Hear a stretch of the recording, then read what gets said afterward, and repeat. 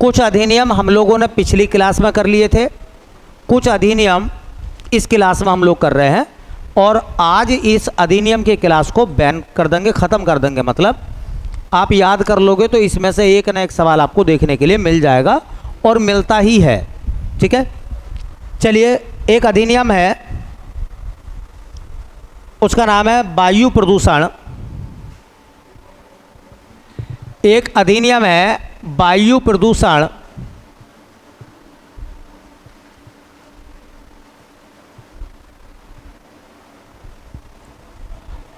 निवारण एवं नियंत्रण अधिनियम।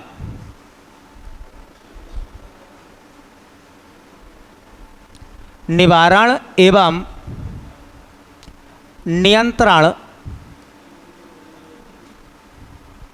अधिनियम।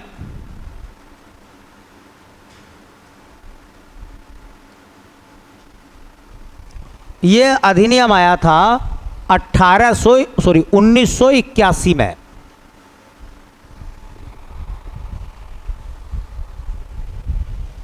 कब आया था? 1981 में। और बेटा इस एक्ट में एक बार संशोधन भी हो चुका है। अगर ये पूछेंगे कि वायु प्रदूषण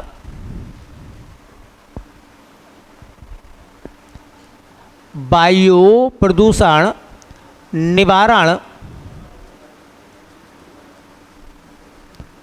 एवं नियंत्रण संशोधन अधिनियम पूछेंगे तो ये संशोधित हुआ था 1987 में। क्या होता है, जब कोई नियम आता ना, अधिनियम, तो सरकार कुछ समय बाद देखती है कि उसमें और बदलाव किए जाएं, तो और बदलाव किए गए थे 1987 में। आप जानते हैं जब कोई आप वाहन खरीदते हैं तो उसका पोल्यूशन बनता नहीं बनता, पोल्यूशन का कार्ड मिलता है। अगर वो कार्ड आपके पास में नहीं है तो आप पे पेनल्टी पड़ती है। इससे ही पता चलता है, जांच करने के बाद में, प्रदूषण की जांच कराते हैं ना, तो क्या जो इंजन है, जो मशीन है, क्या वो मानक के अनुरूप काम कर रही है या मानक के अनुरूप नहीं है। ठीक है, तो मानक कौन से होंगे? जो सरकार ने इन नियमों में बनाए हैं, उनको क्या करना है? फॉलो करना है। करेक्ट। और अगर कोई गाड़ी मानक के अनुसार नहीं है पोल्यूशन के मामले में, तो उस पर बैन लगा दिया जाएगा, सीज कर दी जाएगी गाड़ी वो। अब ये बात आपको पता रखनी पड़ेंगी, क्योंकि जब आप महकमे में जाओगे ASI बन के, तो आपको ये पता होगा कि भाई किस में कौन सी धारा या किस तरीके से वो सिस्टम काम करता है। तो उसके लिए आपको थोड़ा डिटेल में पढ़ना पड़ेगा, या फिर वो अधिकारी आपको बताएंगे। लेकिन यहाँ आपको डिटेल में पढ़ने की ज़रूरत नहीं है। जब आप ट्रेनिंग में होंगे तो बातें सब आपको बता दी जाएंगी, और धीरे धीरे करके आप सब चीज़ों को सीख जाएंगे। ठीक है, तो याद रखना, वायु प्रदूषण निवारण एवं नियंत्रण अधिनियम 1981 का था, और इसमें संशोधन हुआ था 1987 में। एक एक्ट तो ये है। एक एक्ट है बेटा, उसे हम कहते हैं जल प्रदूषण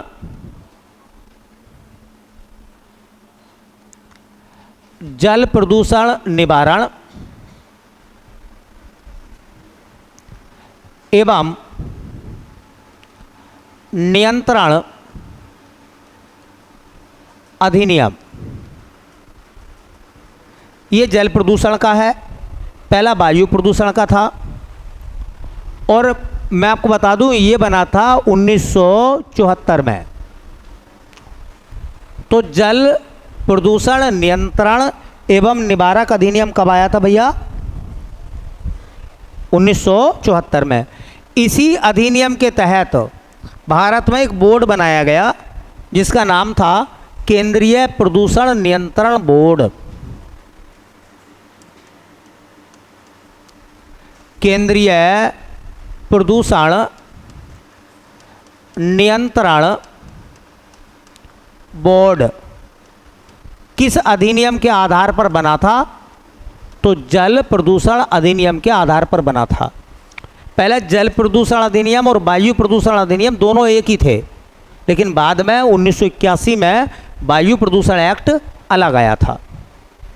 तो जल प्रदूषण है 1974 वाला और वायु प्रदूषण है 1981 वाला। एक है, उसे कहते हैं बेटा बाल एवं किशोर, बाल एवं किशोर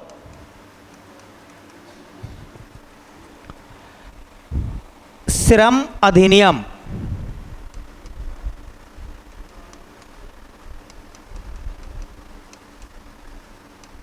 यह आया था बेटा 1986 में, और इसमें वो सब बातें हैं कि किसी भी बच्चे से आप कार्य नहीं कराओगे अगर वो 14 साल से कम का है तो, ठीक है।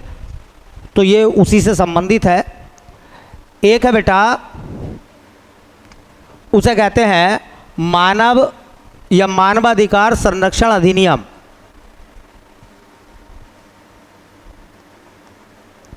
मानवाधिकार संरक्षण अधिनियम, ये तो सब बच्चों को रटा हुआ होगा ही।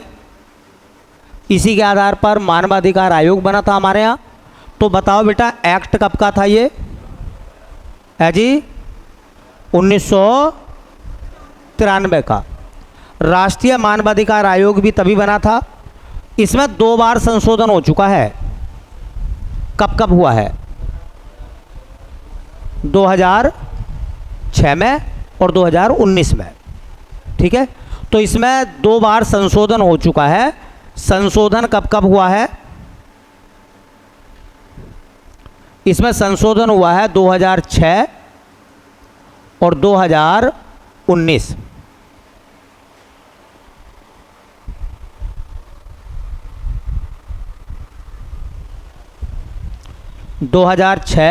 और 2019 में संशोधन हुआ है। ऐसा याद रख लो बस कि वायु प्रदूषण का संबंध है 1981 से, संशोधन हुआ था 87 में। जल प्रदूषण का संबंध है 1974 से। बाल एवं किशोर श्रम अधिनियम बनाया गया था 1986 में। अच्छा, 1986 में पर्यावरण संरक्षण अधिनियम भी आया था, जिसको और क्या कहते हैं हम? छाता विधान। मानवाधिकार संरक्षण अधिनियम 1993 में आया था और 2 बार उसमें संशोधन भी हुआ है। करेक्ट। चलिए और देखें बेटा। अब देखो बात क्या है, मैं आपको एक बात और बताऊं। अगर यही अधिनियम डिटेल से पढ़ते, इनकी धाराएं पढ़ते, तो ज़्यादा रोचकता पैदा होती तुम्हारे अंदर, क्यूरोसिटी होती जानने की। अब यहाँ क्या है, इतना पढ़ने की कोई ज़रूरत है नहीं, क्योंकि जब एएसआई में इतना कुछ आएगा नहीं, तो हम खाली में मानवाधिकार संरक्षण अधिनियम को डिटेल में पढ़ें या किसी भी एक्ट को डिटेल में पढ़ें, ये हमारे लिए कंपलसरी नहीं है। चलिए, एक है मोटर वाहन अधिनियम। मोटर वाहन अधिनियम,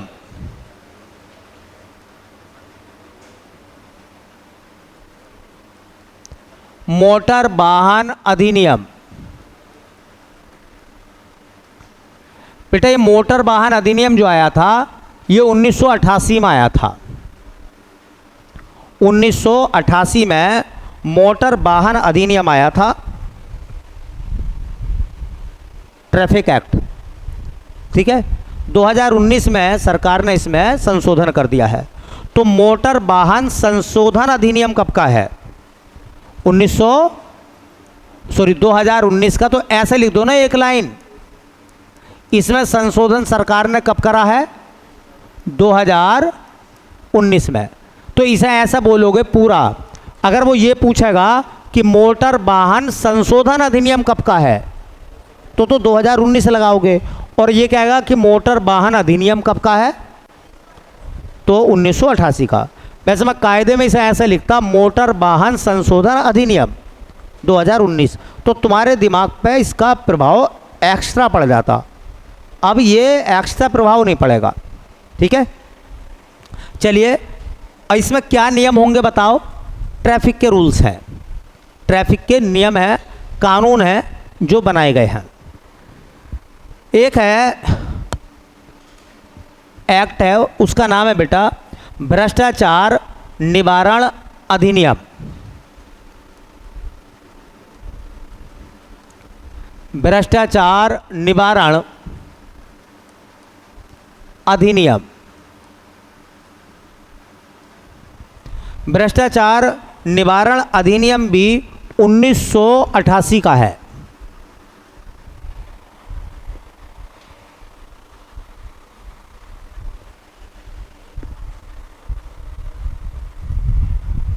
सरकार ने 2018 में इसमें संशोधन करा है। इस निवारण अधिनियम में सरकार ने संशोधन करा है 2018 में। तो अगर मैं तुमसे ऐसा पूछने लगूं कि भ्रष्टाचार निवारण संशोधन अधिनियम कब का है? 2018 का। और इसमें वो सब बातें कही हैं जो करप्शन के मामले में है ना, कि भैया करप्शन ना करें, अगर कोई व्यक्ति करप्शन करता है तो उसके खिलाफ कानूनी कार्रवाई की जाएगी, ये प्रावधान है। ठीक है। और मैं आपको बताऊं, तुमने देखा होगा कि करप्शन जो है वो देश को खोखला कर देता। करप्शन देश को खोखला कर देता है, और देश खोखला होता तो उसका प्रभाव सबके ऊपर पड़ता, नहीं पड़ता। जहां भी तुमने देखा होगा मामला करप्शन के अधीन चल लिया है, ठीक है, तो वहाँ व्यवस्थाएं आपको बेहतर नहीं मिल सकती कभी भी। तो इसमें नियम यही बनाए गए हैं कि अगर कोई व्यक्ति करप्ट है तो उसके खिलाफ एक्शन लिया जाएगा, और किन किन आधार पर उसको पनिश किया जा सकता है। एक चीज़ और याद रख लेना, जो करप्शन है उसके बारे में कहा गया है कि करप्शन की जो सज़ा है इस एक्ट में, जो 2018 में संशोधन कर दिया गया है, इसके लिए सज़ा का प्रावधान है 3 से 7 वर्ष की कैद व जुर्माना।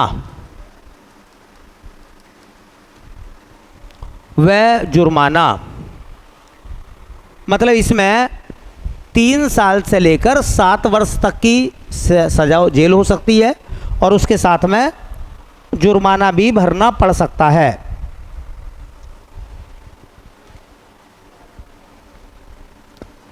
चलिए, अब तभी तो कहते हैं, देखिए, वो मुल्क बेहतर तरक्की करते हैं, वो घर बेहतर तरक्की करते हैं जहां लोग करप्ट नहीं है। लोग करप्ट नहीं है। और आप उन मुल्कों को देख लो, वो मुल्क उजड़ गए जिन मुल्कों में लोग जो हैं वो करप्ट हैं।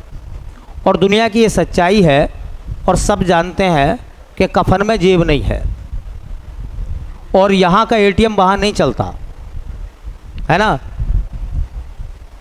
भाई। अमीर गरीब ऊंचा नीचा कोई भी आदमी है, मरने के बाद में सबको एक ही कतार में खड़ा होना पड़ेगा। फिर भी पता नहीं क्यों लोग अंधाधुंध तरीके से गलत चीज़ों को सही और सही को गलत कर रहे हैं। ठीक है। और एक बात बता दूं, जितनी जिसके पास करप्ट दौलत होगी वो उतना ही परेशान मिलेगा आपको। मैंने अक्सर, आपने भी देखा होगा, हम लोग देखते हैं कि एक मज़दूर आदमी 300-400 रुपए की मजदूरी करता है और सुकून के साथ सोता है। उसके जीवन में सुख और चैन है। हालांकि वो आर्थिक रूप से परेशान है, लेकिन थोड़े में भी खुश है। और जिनके पास बहुत ज़्यादा है और वो अंधाधुंध तरीके से और ज़्यादा करना चाहते हैं, वो दुनिया में उतने ही ज़्यादा पीड़ित और परेशान है। वो देखने में आपको लगेंगे कि हाँ ठीक है, स्मार्ट है, लेकिन अंदर से कहीं ना कहीं हाँ वो बहुत परेशान होते हैं। तो मैं तो ये कहूँगा भैया, आप भी सर्विस में जाओगे, ख्याल रखियो। ठीक है। दुनिया में 2 चीज़ें हैं। देखिए, एक शब्द होता प्राप्त होना और एक होता पर्याप्त होना। ठीक है। जिस दिन जो प्राप्त है अगर वो पर्याप्त हो गया तो जीवन सफल हो गया। वरना तो आप देख लो, इंसान चाहता है कि वो और कमाए और कमाए और कमाए और कमाए। ठीक है। और उस कमाने के चक्कर में वो सही और गलत के फैसले भी नहीं ले पाता। चलिए, तो करप्शन से देश और समाज दोनों दूषित होते हैं। एक है अस्पृश्यता अपराध अधिनियम।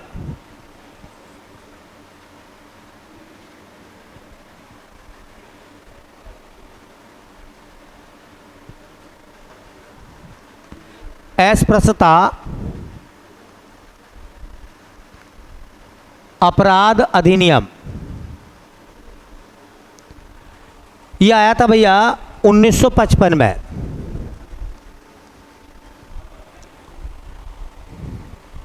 बाद में इसका नाम बदल कर रख दिया गया नागरिक अधिकार संरक्षण अधिनियम।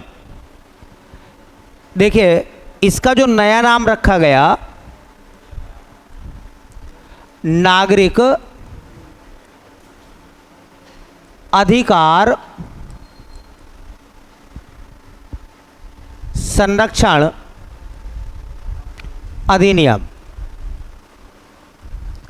ये 1976 में इसको नाम दिया गया था। 1976 में ये नाम मिला था इसको नागरिक अधिकार संरक्षण अधिनियम। और अस्पृश्यता, वो जो आपने सुना होगा भारतीय संविधान का अनुच्छेद 17 जो इस बात पर प्रतिबंध लगाता है कि देश में जो छुआछूत है अब वो नहीं चलेगी, अब वो ऊंचे और नीचे का भेदभाव नहीं चलेगा। संविधान के अंदर पहला मौलिक अधिकार समानता का रखा गया है, सिमिलरिटी जरूरी है, ठीक है।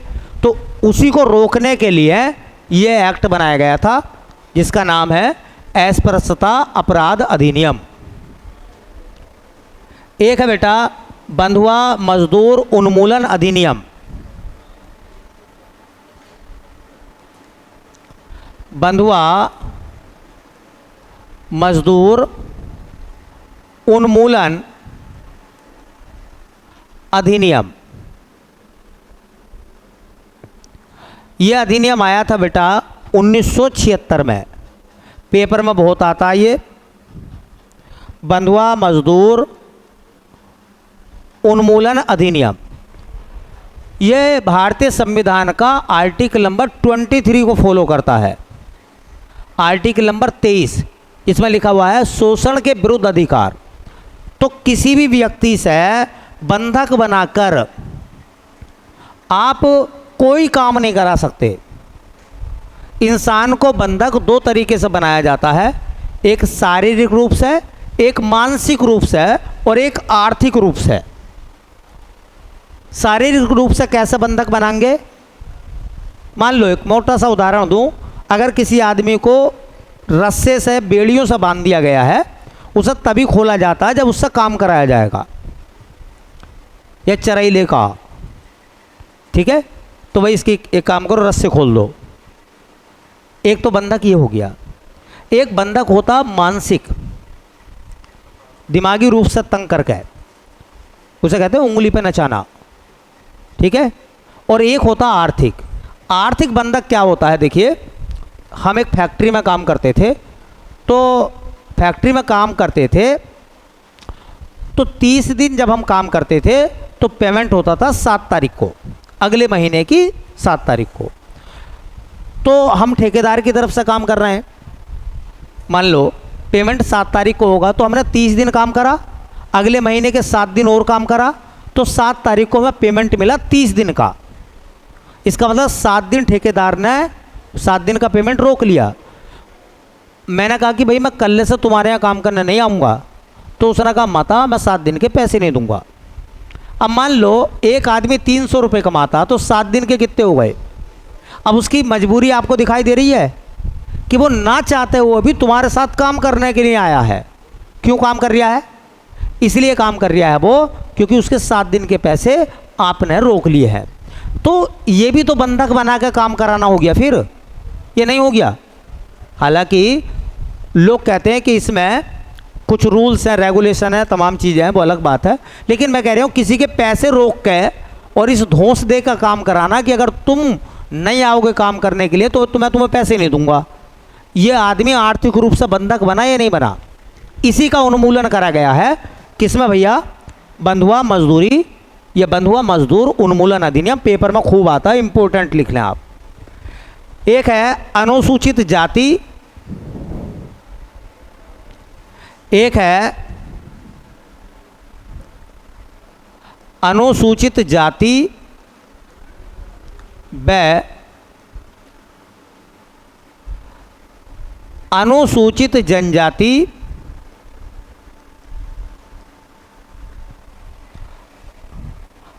अत्याचार निवारण अधिनियम। और ये खूब आता पेपर में, ये 1989 में आया था। मैं इसे शॉर्टकट में अगर लिखूं तो इसको कहते हैं SC/ST एक्ट। सुना होगा नाम आपने, SC/ST एक्ट। और इसमें वही प्रावधान है कि जो अनुसूचित जाति और जनजाति के लोग हैं उनके ऊपर अगर अत्याचार होता है तो इस एक्ट के तहत कार्रवाई की जाएगी। तो इसी को SC/ST एक्ट भी किया देते हैं। कभी कभी ऐसा आ जाता है अनुसूचित जाति जनजाति अधिनियम, तो भी मान लो वही है SC/ST एक्ट। कब का है बताओ? 1989 का। बंधुआ मजदूर उन्मूलन कब का है? 1976 का। ठीक है। और अस्पृश्यता अपराध अधिनियम 1955 का है, लेकिन नागरिक या सिविल अधिकार संरक्षण अधिनियम जो है वो 1976 का है। करेक्ट। चलिए और देखो बेटा, इसके बाद सूचना का अधिकार अधिनियम, सूचना का अधिकार अधिनियम, सूचना का अधिकार अधिनियम,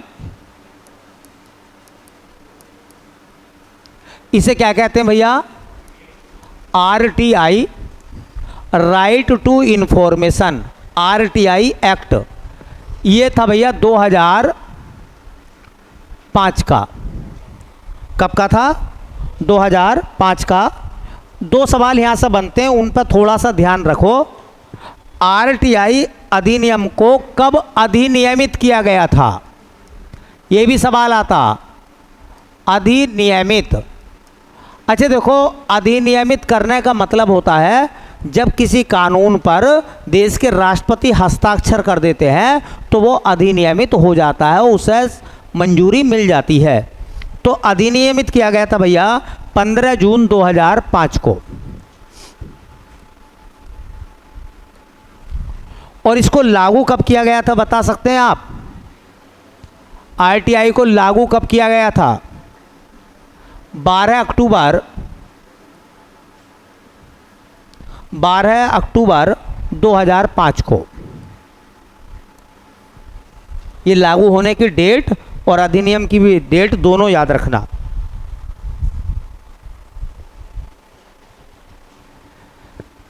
एक है भैया, उसे कहते हैं राष्ट्रीय आपदा या आपदा प्रबंधन अधिनियम। आपदा प्रबंधन अधिनियम। आपदा प्रबंधन अधिनियम भी 2005 का था, लेकिन तुमने एक नाम सुना होगा, राष्ट्रीय आपदा प्रबंधन बल, NDRF। NDRF का गठन हुआ था 2006 में। NDRF का नाम सुना होगा ना? NDRF, उसे हिंदी में हम बोलते हैं, इसी एक्ट के तहत बना था वो। उसे कहते हैं राष्ट्रीय आपदा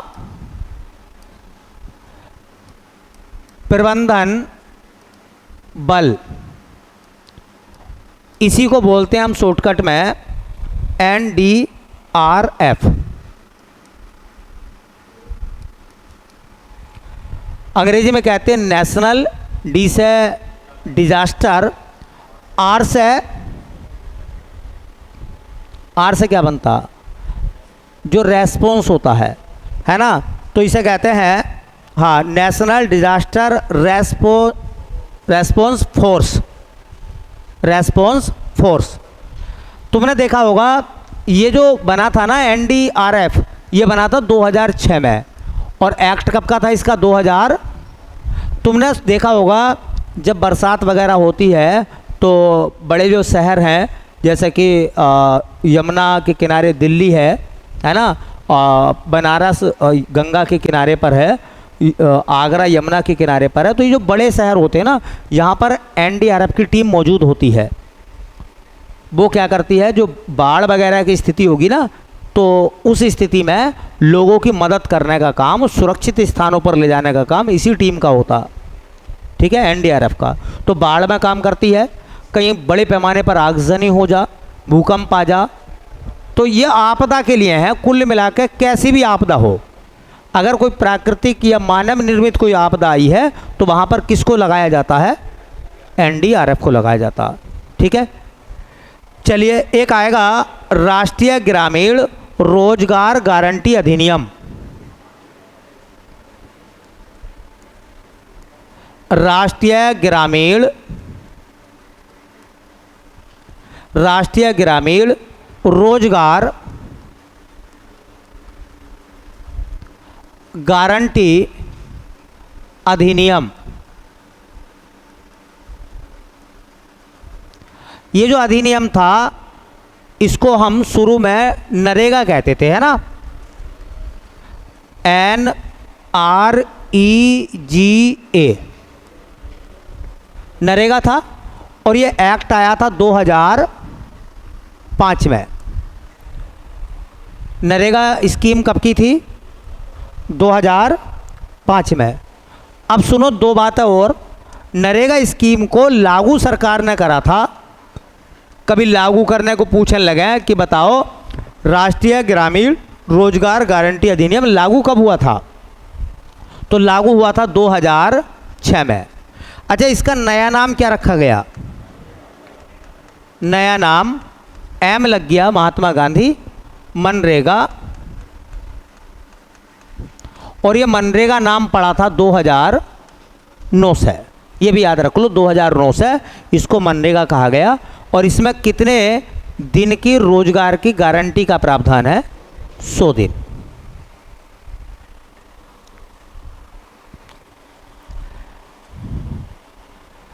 एक है भारत का समुद्री क्षेत्र अधिनियम। जैसे वो आपने सुना होगा जल सीमा जो होती है उसकी बात है। समुद्री क्षेत्र जैसे प्रादेशिक सीमा, संलग्न सीमा, विशेष आर्थिक क्षेत्र, इस तरीके से। तो ये एक्ट जो आया था समुद्र वाला, ये आया था 1976 में। भारत का समुद्री क्षेत्र अधिनियम कब का था भैया? 1976 का।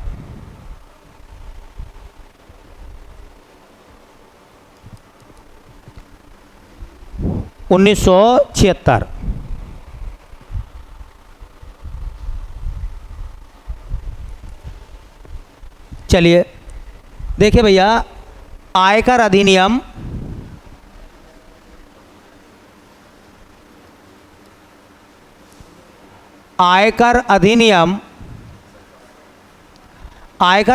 आया था बेटा 1961 में। 1961। क्रिमिनल प्रोसीजर कोड अधिनियम, या इसको तो अब ख़त्म कर दें क्योंकि CRPC जो है वो ख़त्म हो गई है। फिर भी लिख लो, कभी पूछने लगे, एक लाइन लिख लो, फालतू भी हो जाएगी, कोई बात नहीं है। क्रिमिनल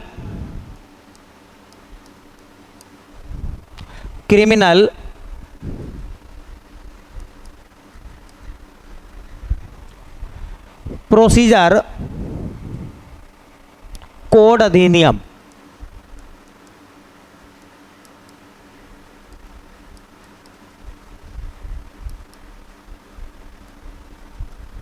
यह आया था 1973 में और इसे लागू किया गया था, इसको लागू किया गया था 1974 में। एक है मातृत्व लाभ संरक्षण अधिनियम,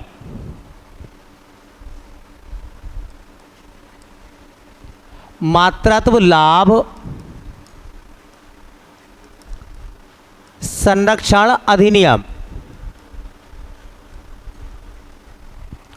यह अधिनियम जो है यह आया था बेटा 1961 में।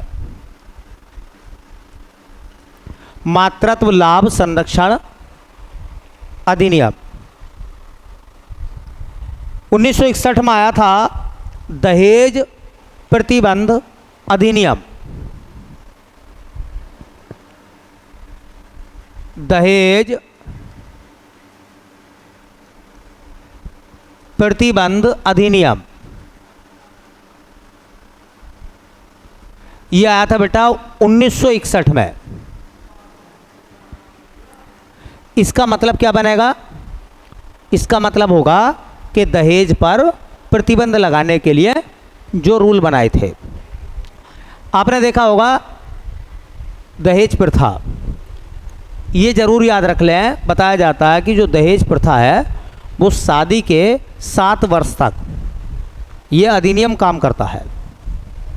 इसका मतलब शादी से 7 साल पहले तक, मतलब शादी होने के 7 साल बाद तक ये एक्ट प्रभाव में रहेगा। 7 वर्ष दहेज प्रथा लगती है 7 वर्ष तक। इसका मतलब 7 वर्ष के बीच में अगर किसी भी महिला को प्रताड़ित किया गया है तो सबसे पहले यही मुकदमा ठुकता है ना? कौन सा? दहेज प्रथा का। 7 साल के बाद ये दहेज की अनबन नहीं होगी, कोई मैटर कोई दूसरा होगा, ऐसा फिर माना जाता है।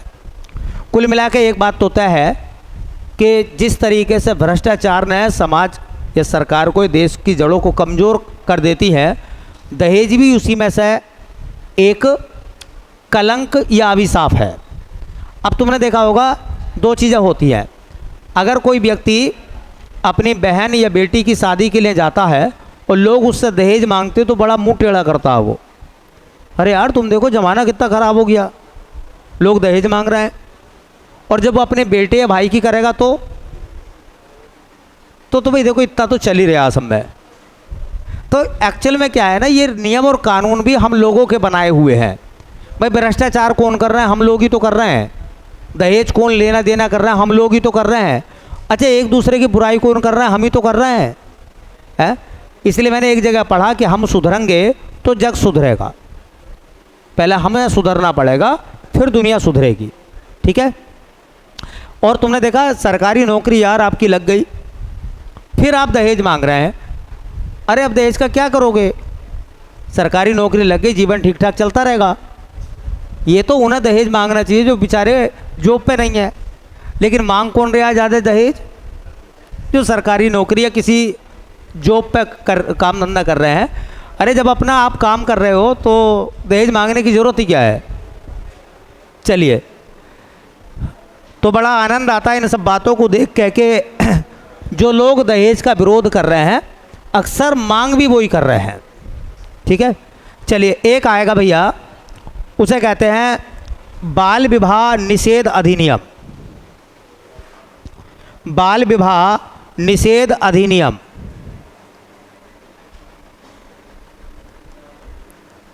बाल विवाह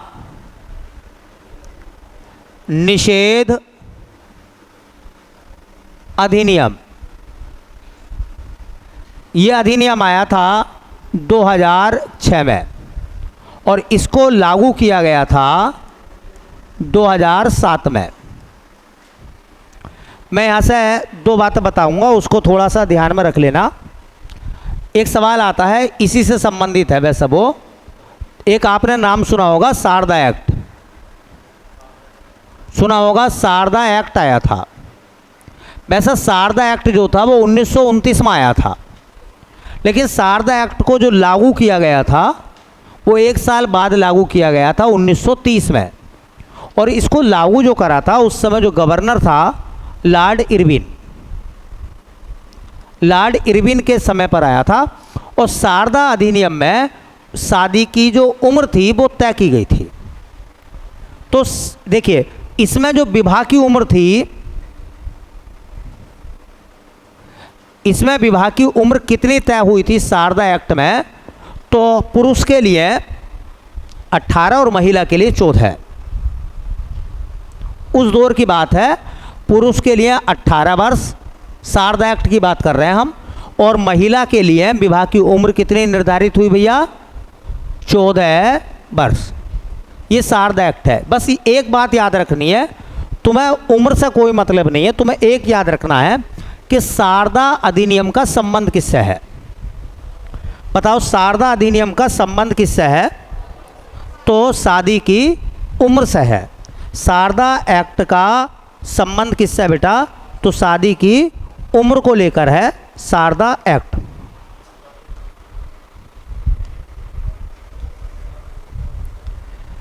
चलिए एक लिखेंगे, सती प्रथा का तो आपको पता ही है, इसी समय आया था। कब आया था सती प्रथा का? 1829 में, ठीक है, राजा राममोहन राय। और वो आपको पता है विधवा पुनर्विवाह अधिनियम 1800, उसकी बात एक लिख लो, वो आ सकता है। ऐसे लिखेंगे विधवा पुनर्विवाह अधिनियम, विधवा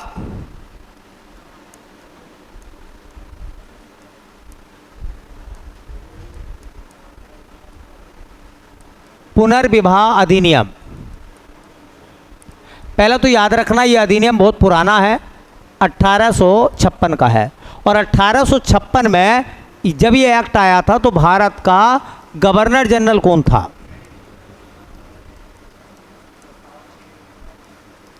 गवर्नर जनरल भारत में कौन था जिसके ज़माने में ये एक्ट आया था, विधवा पुनर्विवाह अधिनियम? तो Lord Canning. Lord Canning.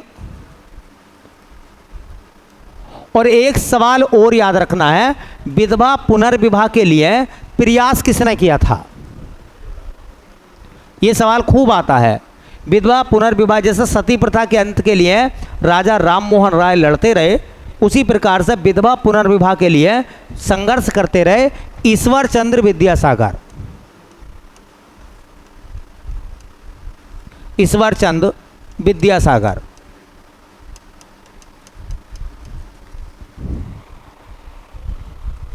Ishwar Chandra Vidyasagar.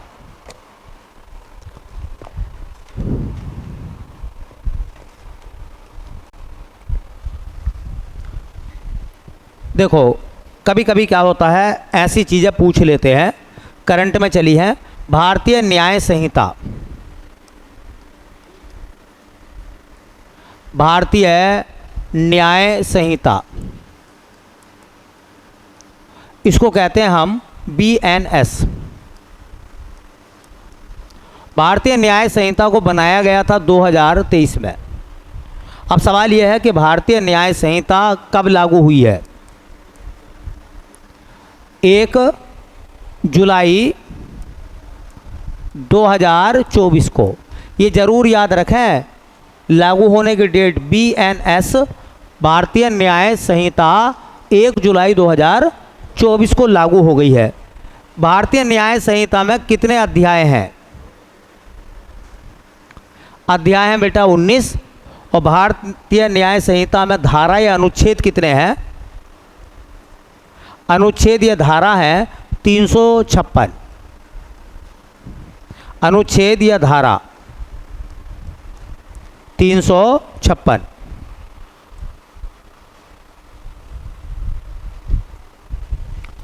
ठीक है, तो ये हमारे क्या हो गए बेटा?